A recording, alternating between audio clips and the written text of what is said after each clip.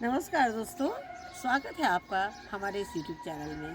दोस्तों, आज हम एक ऐसा पौधा आपको बताने जा रहे हैं जिसके तने से लेके, पत्ते से लेके, फूल और फल, ये सारी चीज़ें खाने में आती हैं। और वो आप देख रहे हैं, हम उसके सामने खड़े हैं, वो है कद्दू का पौधा। कद्दू, जिसको कई लोग मीठा कद्दू के नाम से जाते हैं, कोई लोग सीताफल भी बोलते हैं। अलग अलग तरीके से अलग अलग स्टेट में इसका नाम है। हम लोग ज़्यादातर इसको कोहड़ा या मीठा कद्दू बोलते हैं। हम आपको ये बताना चाहेंगे कि जैसे आप देख रहे हैं कि अभी गर्मियों की आंधियाँ जो है वो बहुत ज़्यादा चल रही है। पहले हमने इसके लिए जो मचान था वो ऊंचा बनाया था, लेकिन आंधी की वजह से वो पूरा नीचे गिर गया और इसकी कई डालें जो थी वो टूट गई। अब हमने देखा अब ये 2 महीना 3 महीना ये इसी तरह से आंधी आएगी और जो हमारे ऊंचे ऊंचे मचान हैं उनको वो गिरा देंगी। लेकिन हम आज आपको सिर्फ यही नहीं, हम इसकी कुछ ऐसी चीज़ें बताने आए हैं जिससे आप लोगों को उसमें काफ़ी फ़ायदा हो कि हम इस पौधे को लगा के इससे क्या क्या फ़ायदे ले सकते हैं। आपको हम ये बताना चाहेंगे, जैसे कि अभी आप देख रहे हैं इसमें काफ़ी छोटा फूल आया हुआ है, क्योंकि ये पौधा ठंड में काफ़ी सूख गया था। ये पौधा मेरा 1 साल 6 महीने का हो चुका है। उसके बाद में ये देखिए, जैसे ही गर्मी आई है इनमें नई कंसियाँ इस तरह से आ रही है और इसमें फल भी आने शुरू हो गए हैं। पहले भी हमने इस पौधे से हार्वेस्टिंग करी है। हम आपको इसका दूसरा पौधा भी दिखाते हैं कि उसमें किस तरह से फल आया हुआ है। जैसे कि आप देख रहे हैं, इस पौधे में काफ़ी नई टहनियाँ आई हुई है और नए फल भी आए हुए हैं। इसकी वजह आप जान रहे हैं, क्योंकि गर्मियों में इस तरह के जो पौधे हैं वो बहुत अच्छे हो जाते हैं। हम आपको ये बताना चाहेंगे, कई बार इसका फल बड़े मुश्किल से तैयार होता है, लेकिन अगर आपने इस पौधे को लगाया है तो हम आपको एक चीज़ बताना चाहेंगे, ये पौधा मिट्टी थोड़ा ज़्यादा लेता है। आप इसको जितना बड़ा कंटेनर रखेंगे उतना ही ज़्यादा अच्छा होगा।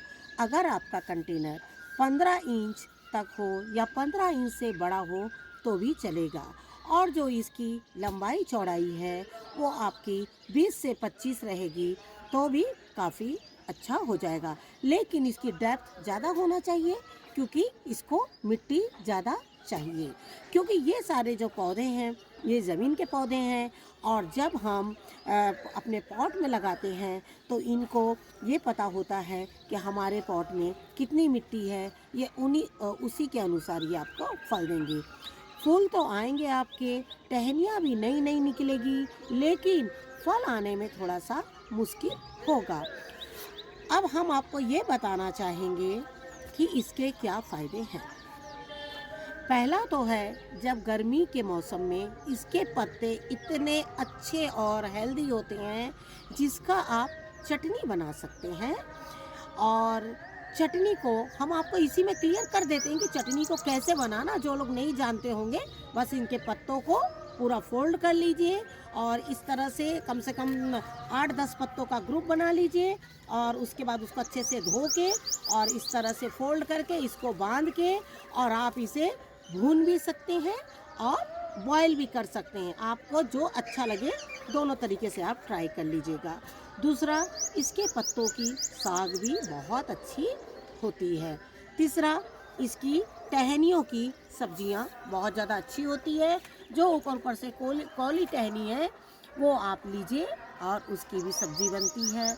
एक है आपका ये फूल, इस फूल के पकौड़े जो हैं वो काफ़ी अच्छे बनते हैं बेसन में, मतलब बहुत ज़्यादा टेस्टी होते हैं।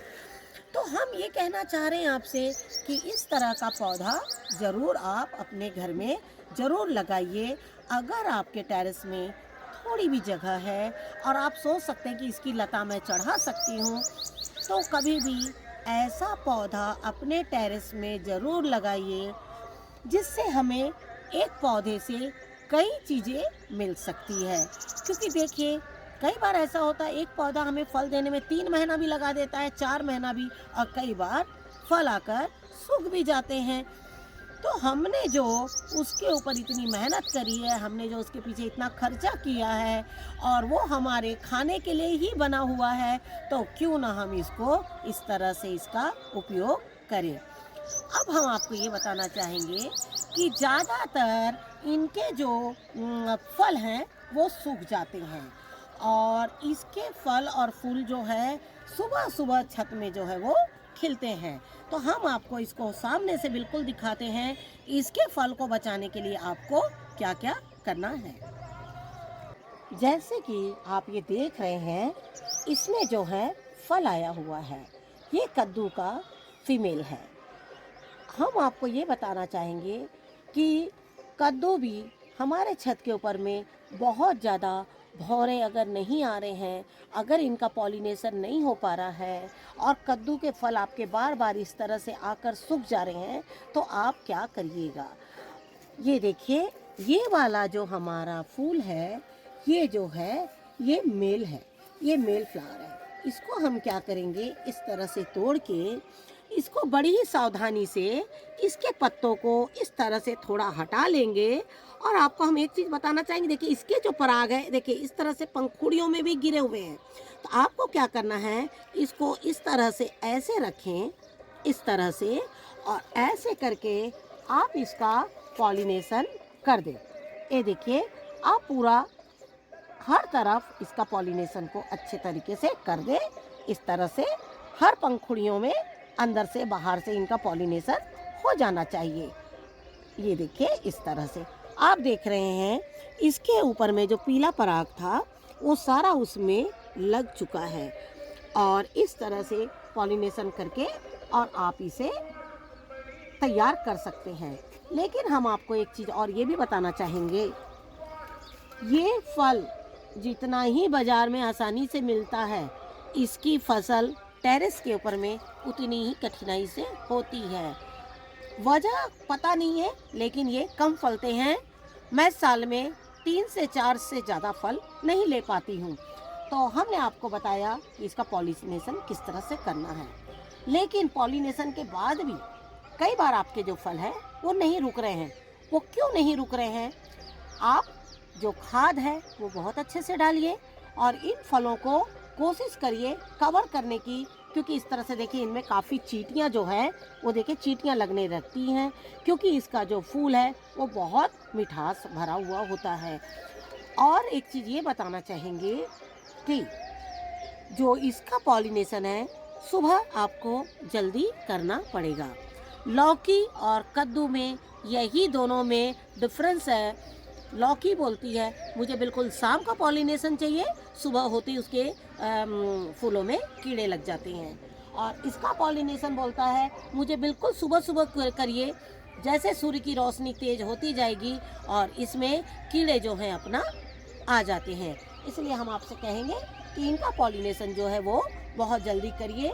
हमने इसमें अभी मिट्टी नहीं डाली है, आज हम इसकी कोड़ाई करके इस कंटेनर को पूरा मिट्टी से फुल भर देंगे, जिससे कि हमारे जो फल हैं वो आ जाएं। और इस फूल को अगर 2 दिन के बाद या 1 दिन के बाद मैं इसमें देखूंगी कि ये फूल मुरझा जाए और इसमें मैं एक नेट लगा दूंगी, जिससे कि मेरा जो फल है वो बढ़ जाए।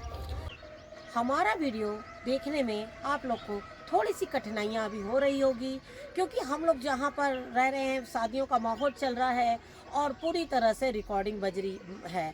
लेकिन हम क्या करें, अगर हम आपको इस तरह से 15 दिन बाद अगर बताएंगे तो आप 15 दिन लेट हो जाएंगे इस चीज़ को करने में, और जो हमारा पौधा है वो बेकार हो जाएगा। और यही वजह है कि हम इतने साउंड में भी आप लोग के वीडियो बनाते हैं, जिससे कि आप लोगों देखिए और अपने पौधों के ऊपर में वर्क करिए। अब हम आपको ये बताना चाहेंगे कि अगर आपके पास में इस तरह से लता चढ़ाने के लिए जगह नहीं है और उन्हें कद्दू का भी मज़ा लेना है, तो जैसे आप देख रहे हैं आज के समय में 56 कद्दू का बड़ा ही चलन चल रहा है। पिछले साल हमने लगाया था, लेकिन हमारे वो बहुत ज़्यादा नहीं हुए थे, बीज हमारे काफ़ी लेट आए थे। लेकिन इस साल हमने कुछ 56 कद्दू लगाए हैं, वो हम आपको दिखा रहे हैं। ये देखिए, इस तरह से ये जड़ों से ही फलते हैं। इनका भी पॉलिनेशन आप ज़रूर करिए। मैंने इसका पॉलिनेशन कल किया था। अब ये देखना है ये होता है या नहीं। और ये देख रहे हैं ये दूसरा फूल है, ये देखिए इसमें भी सेम वही चीज़ है। देखिए इसमें कोई फल नहीं है। तो आप इस तरह का फूल लेकर और इस तरह के पौधे का पॉलिनेशन कर सकते हैं। और सॉरी, इस तरह का पौधे का नहीं, इस तरह के फल का पॉलिनेशन कर सकते हैं। और थोड़ी जगह है तो कम से कम 4 पौधे लगा लीजिए, आपको कद्दू का ही आनंद इसमें मिल सकता है। हमारे बड़े बोला करते थे कि कद्दू जब फलता है तो उसको उंगली मत दिखाइए, इस तरह से दिखाइए, उसे हाथ मत लगाइए, वो सूख जाता है। तो कई बार मैं ये सोचती हूँ पॉलिनेशन के बाद भी अगर कहीं फूल सूख जाता है, फल, तो कहीं यही वजह तो नहीं है। तो इसलिए मैं क्या करती हूँ, जब पॉलिनेशन करने की बारी है तो मैं कोशिश करती हूँ कि इस तरह से पत्ते को पकड़ूं और इसका पॉलिनेशन करूं। कोशिश करती हूँ कि फल ना पकड़ूं, लेकिन आज तो मैंने आप लोग को फल पकड़कर ही बताया है। लेकिन मैं कई बार जब खुद करती हूँ तो इस तरह से करती हूँ। ऐसा करती हूँ। आपको आज हमने जो कद्दू के बारे में बताया है वो आपके काम आएंगी चीज़ें। और अगर आपने कद्दू लगाया है तो ये सारी चीज़ें अभी आप कर दीजिए। इनका गर्मियों में बहुत अच्छे से ग्रोथ होता है और आपको ये बहुत काम भी आएगा। Thank you very much. नमस्कार। जय हिंद, जय भारत।